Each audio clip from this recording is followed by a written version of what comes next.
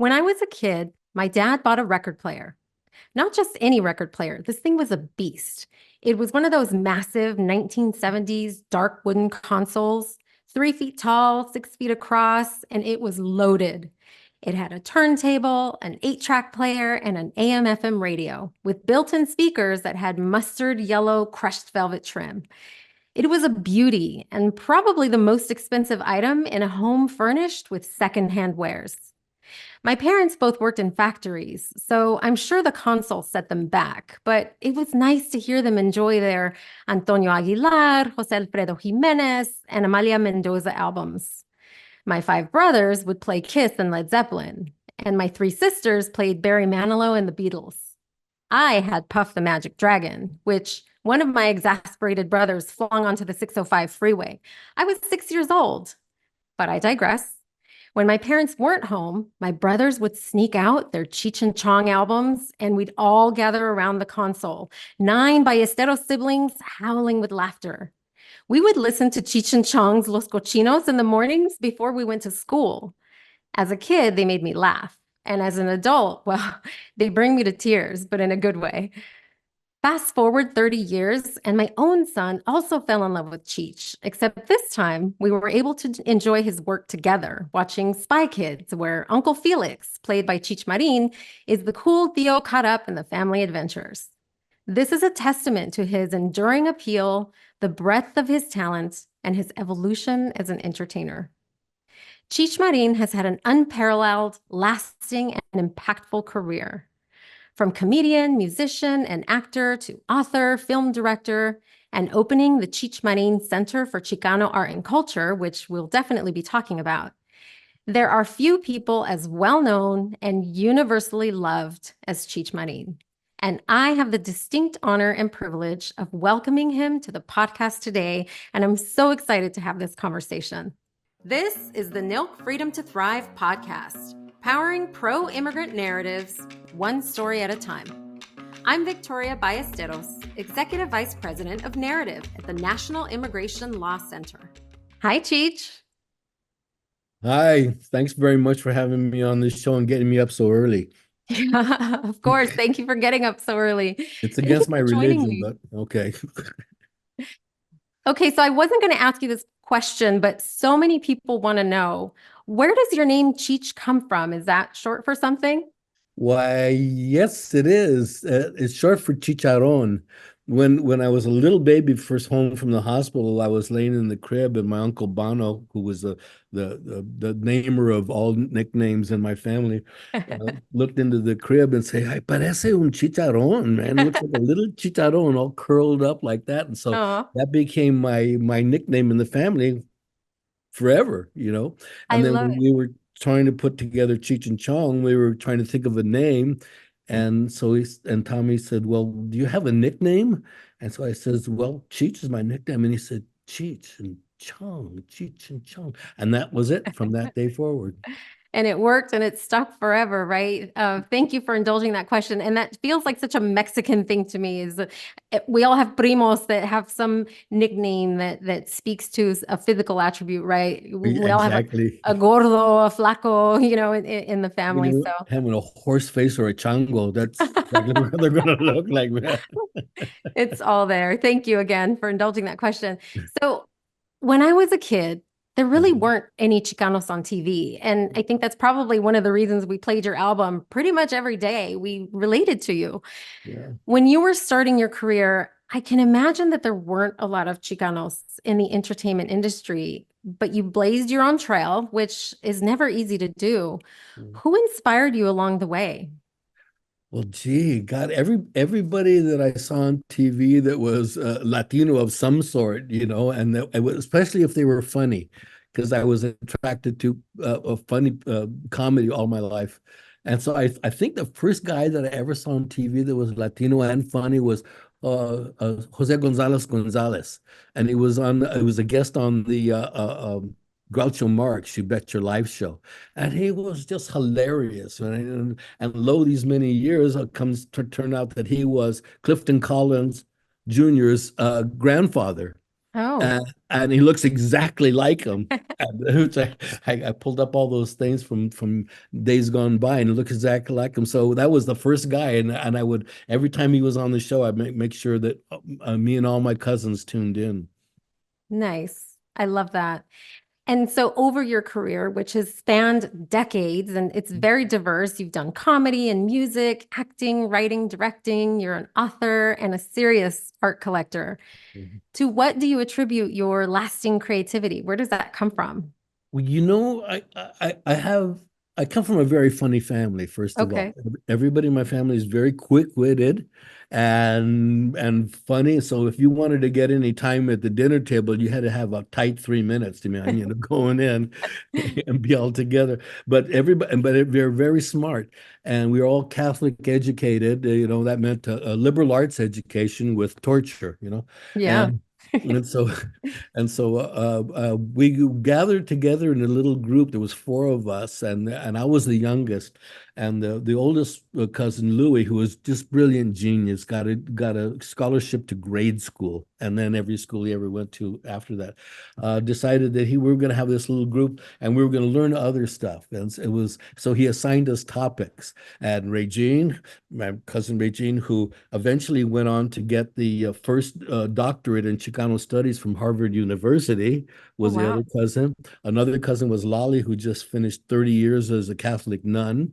And then Louis, and then me, and he said, and Cheech, you go learn about art and bring it back to the community, or the cousins.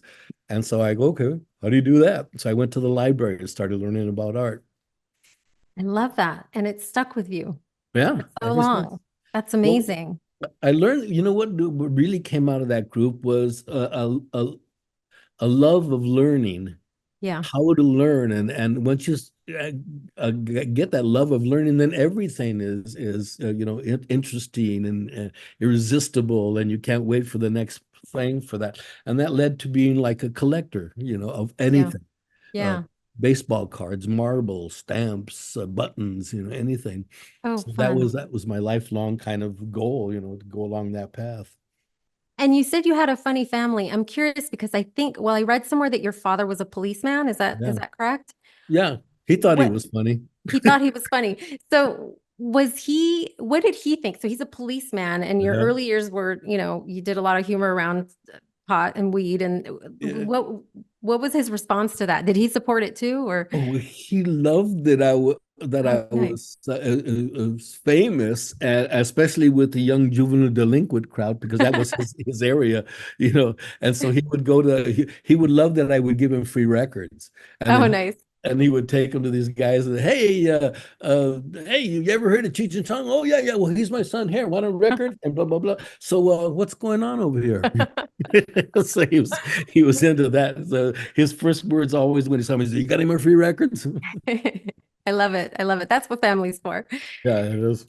So I've heard a story about your grandmother and how she would answer the question about where she was born. So was she born in Mexico or was she born in the United States? And I am so fascinated by that story. Can you share it with me? Well, there was an assignment from, I think I was in fourth grade or something like that. Fifth grade. And the assignment was to delineate our heritage. Where did our grandparents come from? Our great grandparents, if we knew, and whatever, everybody in our family.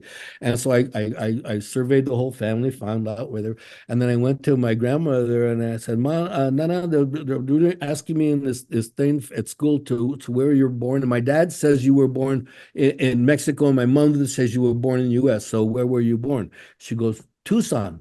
I said, "Okay, well, that's good." I started to walk away, and she kind of whispered, "Mexico." And so, what? Well, oh man, maybe this is the AD, Alzheimer's kicking in, or something. And so I said, "Okay, well, let's do it one more time." So, were you born in U.S. or Mexico? She goes, "Tucson." She goes, and so I said, "Okay, United States, no, Mexico." It says, and what's going? Tucson was Mexico, pendejo. Like, oh, okay. I got told she was a prime example of she didn't cross the border crossed her. That's right. And it was really fascinating for me at that point. Wow, she was born in Mexico. Okay. Yeah. She All my gave you a grand history lesson. all my grandparents were born in Mexico, in different parts of Mexico. Yeah. Wow.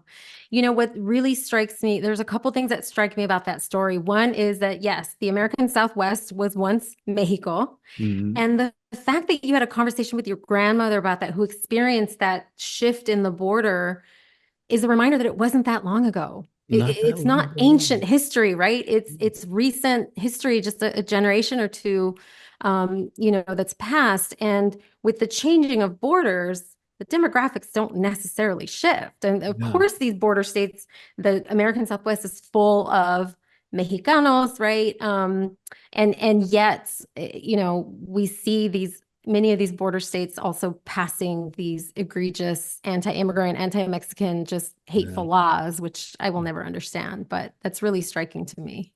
hmm Well, we have to have a border policy that makes sense and that gives respect to everybody and secures our borders at the same time. So, we're in somewhat of a quandary there, but this is not a new situation. This has gone on for hundreds of years, That's right. because they don't want to come to a situation. They've had plenty of chances, and what will alleviate the situation was the people that are doing the hiring on the United States come to the aid of the immigrants here, because that's what's kind of the bottom line. Everybody's coming for jobs, not to go to for the weekend to see the Rams game or something.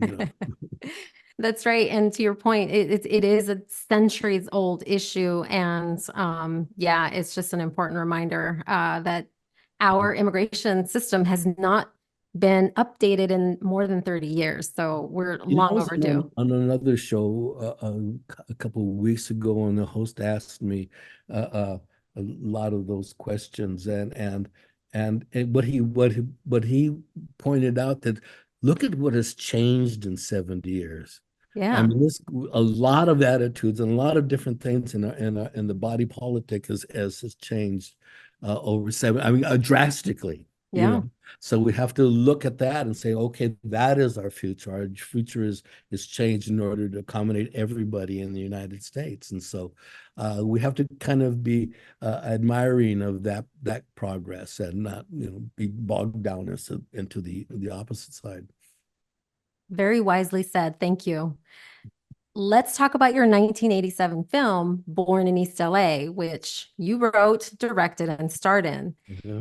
This was a comedy, but the storyline touches some really serious topics around immigration, deportation, border crossings, Yeah. and in today's environment with a majority of Americans supporting mass deportations, that film is timely and relevant today as it was almost 40 years ago. You could put it out today and it would speak to exactly what's going on.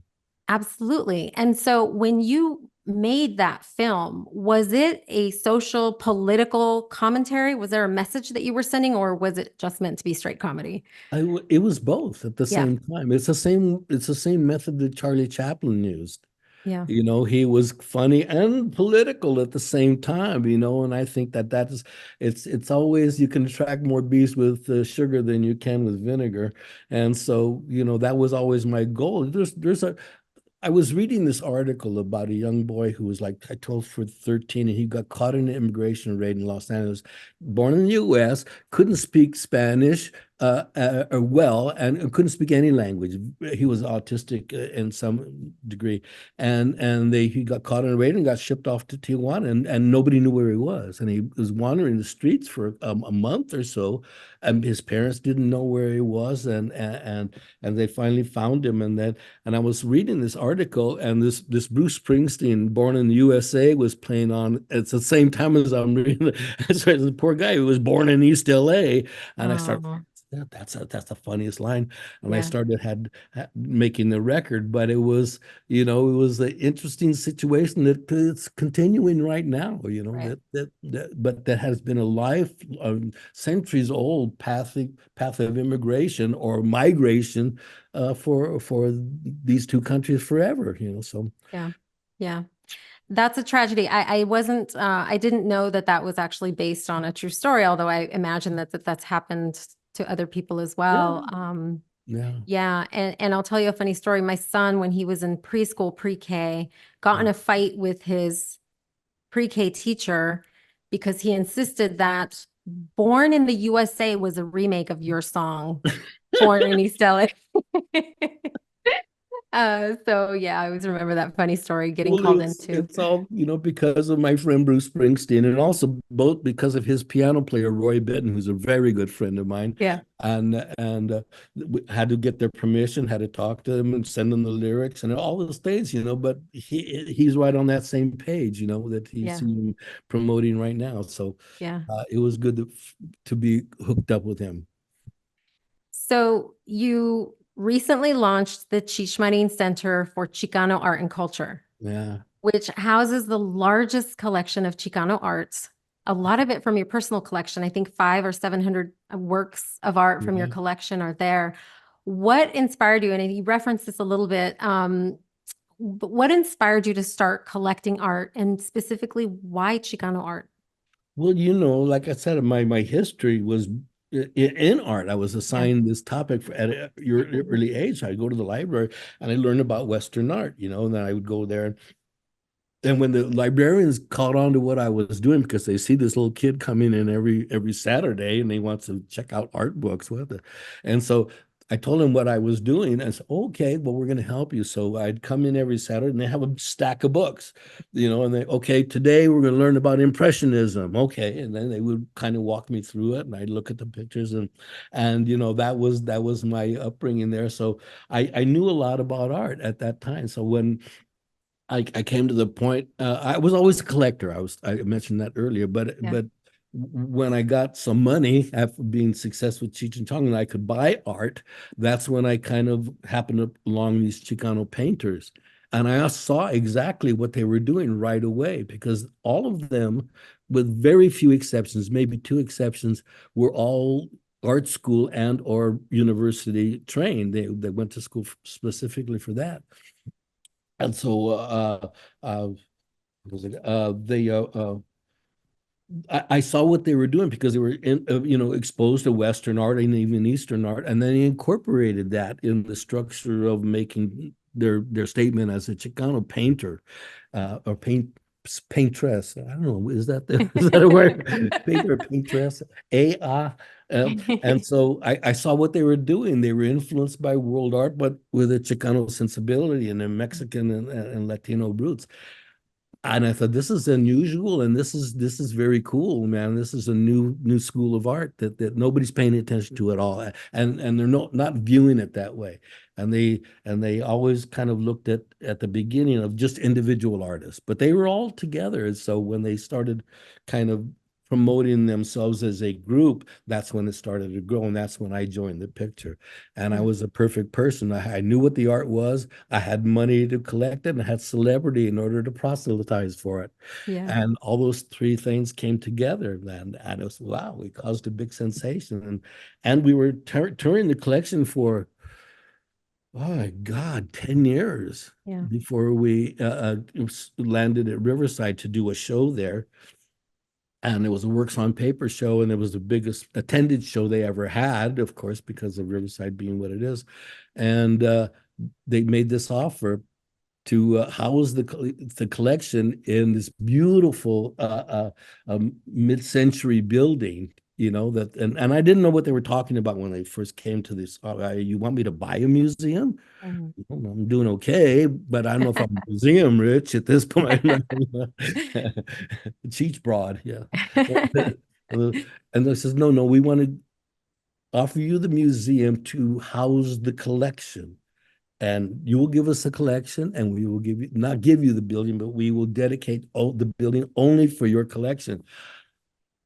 Okay, how does that work? Yeah. Because this is a collection I put together over almost 50 years and Yeah. toured all over. And I was looking for a sign. I really was. I was at this point. I was in a quandary. I didn't know if I was going to do this or not. And one day I was walking across the museum. It was a library then. I said, well, how big is this building? Because it's a big building. She said, well, it's a 66,420 square feet. And I go, 420? 420 square feet? That's the sign. 420. Thank you, Lord. And so we went ahead with the project. That's the sign. I thought you were going to say, oh, it's a library. It's a library building. That's the sign, right? That was the last thing I remembered. Oh yeah, and it was the same, and kind of in the same conversation. Oh yeah, Yeah. it's a library. Isn't that coincidental? And now we're, I I didn't love it. even think of that first. I love it. I love it. And shout out to public libraries too for, planting those seeds because it is a beautiful collection, the biggest, I think, collection of Chicano art. Well, it may not be the biggest, I don't know, but it's the best. Yeah, of course. And it's here in Riverside. So if Yeah. folks haven't had a chance to visit, I think they absolutely should. And the exhibition on view right now is the work of Yolanda Lopez, and it's Yeah. titled Women's Work is Never Done. Yeah. Amen to that. And I recently learned from your museum website, the Cheech website, that she was one of the founding members of Los Siete de la Raza, which is a Black Panther-backed movement that Mhm. galvanized San Francisco's Chicano community and produced these works of protest art. And I find that fascinating to me because it underscores something that I'm hearing as you're talking about your experiences and the work that you've done and why you've done it. It underscores the central role that art and culture play in social justice movements Mhm. historically, and also because of the solidarity between Chicanos and the Black Panthers in the civil rights movement. So I'm fascinated by that. I had never heard of the Siete de la Raza before, and I'm looking forward to learning more about that. Yeah, please come and see the show. Anybody's in the sound of my voice. Um, it's a really great show because she did not, Yolanda did not exhibit in her lifetime. Oh, She didn't have any big shows, and so yeah, nobody was. They were aware, if the public was aware at all of her art. It was a few images. Her as a Guadalupe hero running down the street and in tennis shoes and stuff like that. But they didn't have any private gallery shows. She didn't have a dealer. So it was hard for her to get that message out. And yeah, she was strictly in San Francisco, so we wanted to kind of get the message out for beyond those borders. Her husband was Rene Yanez, who was the curator of the Chicano Vision show because we needed a identifiable a person in that field who had credibility with the museum contingent uh, to represent us because it was very, very fraught with ideological differences at that time in the Chicano, and they didn't, all these directors didn't want to put their head in the block saying yes, this is officially Chicano art yeah. until the San Antonio Museum did. And Renee was the head of spearheading that movement, who was her husband. Oh, wow. Well, I really look forward to learning more about her and seeing her work at the Cheech. The work that's up right now, I've never ever seen most of Oh, it because she never exhibited it, and they're beautiful, big portraits and yeah, all kinds of other stuff, but big paintings. So I urge you, you probably won't get many chances to see this if yeah. you don't come to the Teach now. Great. Great time to go. And Mm. and on that front, she's a Chicana artist. The term Chicana was cemented during the 1960s. I think it was used in a derogatory way before that, but in the 1960s, during that struggle for Chicano civil rights, the term Chicano was really, Chicanos reclaiming our power and pride as the sons and daughters and descendants of Mexican immigrants. So I have identified as Chicana for as long as I can remember. What does the term Chicano mean to you personally? Oh, but Chicano, I mean, it's exactly what that I was searching for what to call myself in those kind of years. And I grew up half in an all black neighborhood and then Yeah. half in an all white neighborhood. Yeah. And so in the all black neighborhood, they always like called Mexican, Yeah. And I kind of at some point I kind of wait a minute, I'm not Mexican. I'd never been to Mexico. I don't speak Spanish all that well. My parents were born here. Yeah. My grandparents were from Mexico, but how does that make me a Mexican? And so when I first heard the term Chicano I understood the description, so that's what I am. Yeah. I'm not fully Mexican, but I'm not fully American either, and I'm the best of both. Yeah. It has come together, and with a Mexican heritage and how to reinterpret all those things that I've been learning. And so from that, the first time I found out what a Chicano, yeah, that's what I am, and I've been Chicano ever since. I love it. I love it. Chicano pride. Hey, and my dad, who was a policeman, LAPD, 30 some years, and my uncle Rudy, who was also LAPD, and Oh, it was the highest ranking Chicano in the LAPD, and they named the Hollenbeck station after him, the Rudy de Leon station. oh You go wow. there today, and you'll see the plaque, Oh, nice. and he was the first one I ever heard the term Chicano from. Oh, nice. Yeah, he was at the house and they were having dinner and he said, I went down to get my car fixed and they wanted $200 to fix it. He says, give me a pair of pliers and some aluminum foil. I'll fix that. I'm a Chicano mechanic. And I go, that's what I am. That's the guy. I am a can-do spirit. That's right. We can fix anything. Anything, man.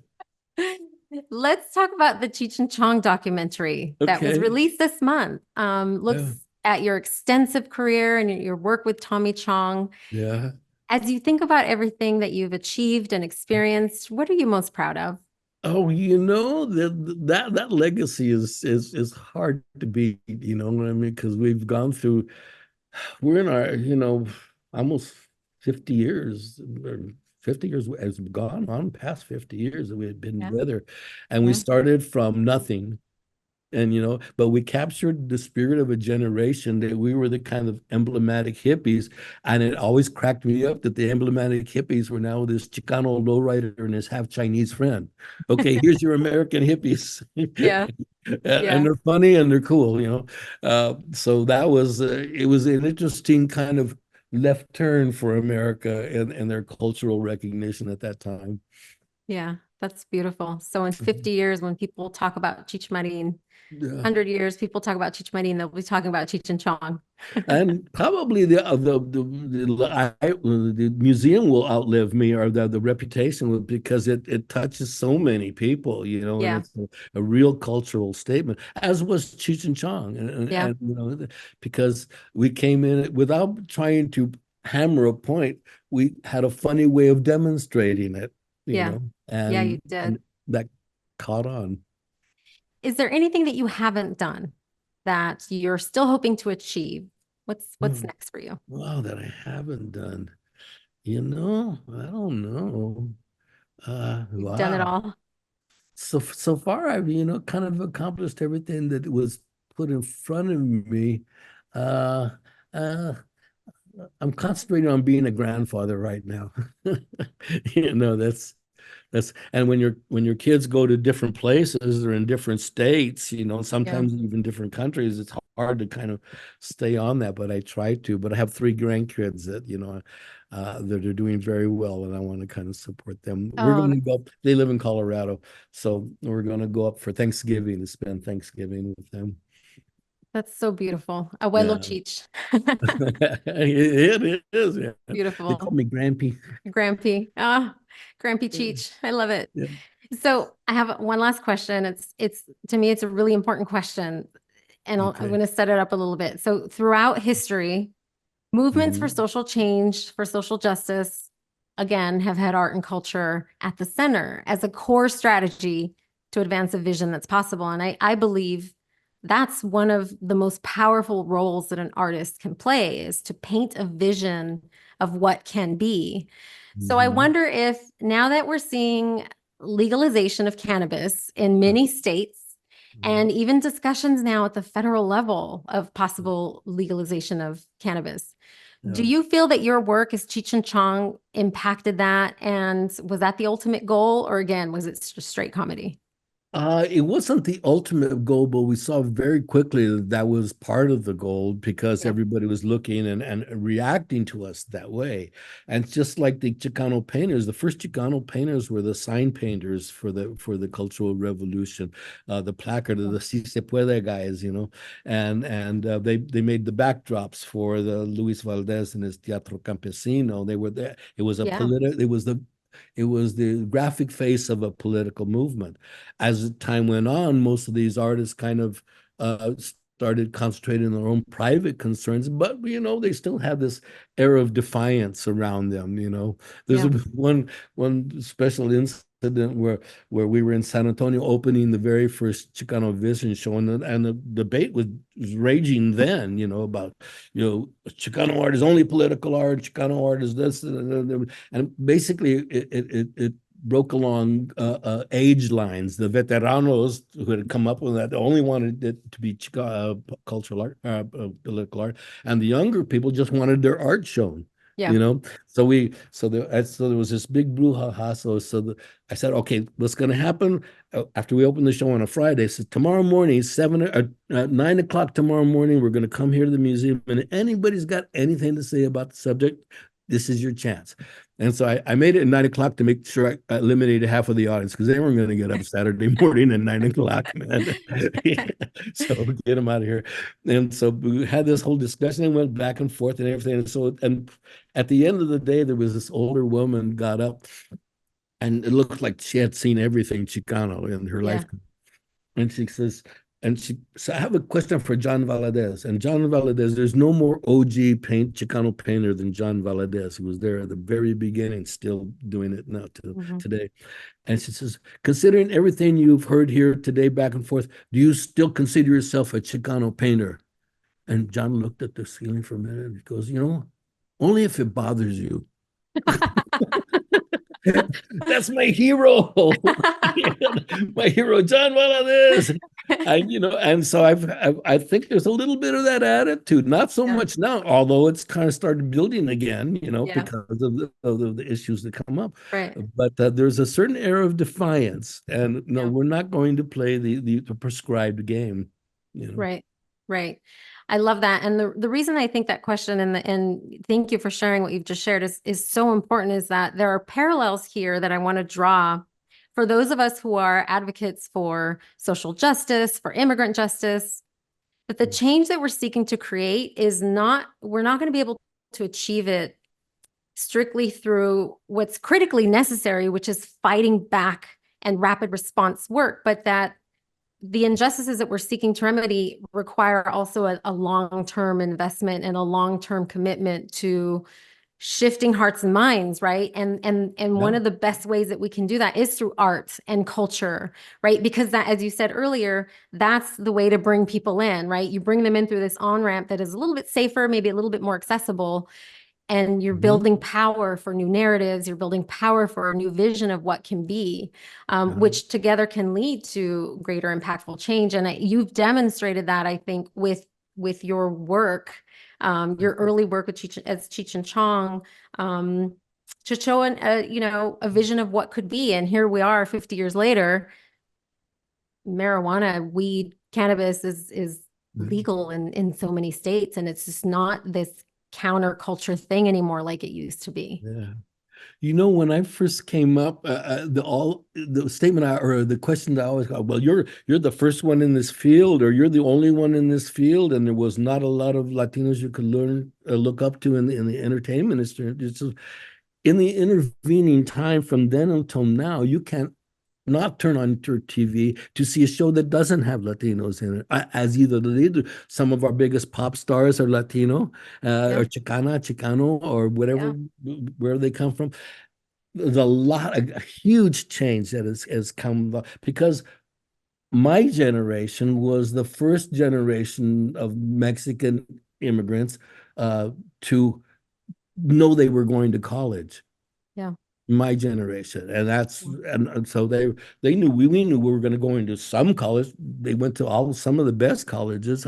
Regine went to Harvard and got a doctorate. Louis got a scholarship to every school he ever went to, and so that change has happened rapidly. So I mean, pick up your Billboard charts or your TV guide, or look at it, and there's going to be a Latino in every single just about category that you can drama, comedy, documentaries, everything you want, and especially in entertainment, we are everywhere now, and that's occurred in a very short relative period of time. Well, and I credit you for blazing a trail, right? Because again, you sort of had to. There really weren't a lot of Chicanos in that time when you Well, I were was always starting a out. Blazers, so. Yeah. In a different way. But you've blazed a trail and you've had that impact not only in entertainment, but in on our society and for Chicanos as well, and amplifying the proud history and culture of Chicanos, as well as working in ways that support those who A favor section the of decriminalization of cannabis. So because there's not a section of American society that marijuana doesn't enter. Not a section. that is right.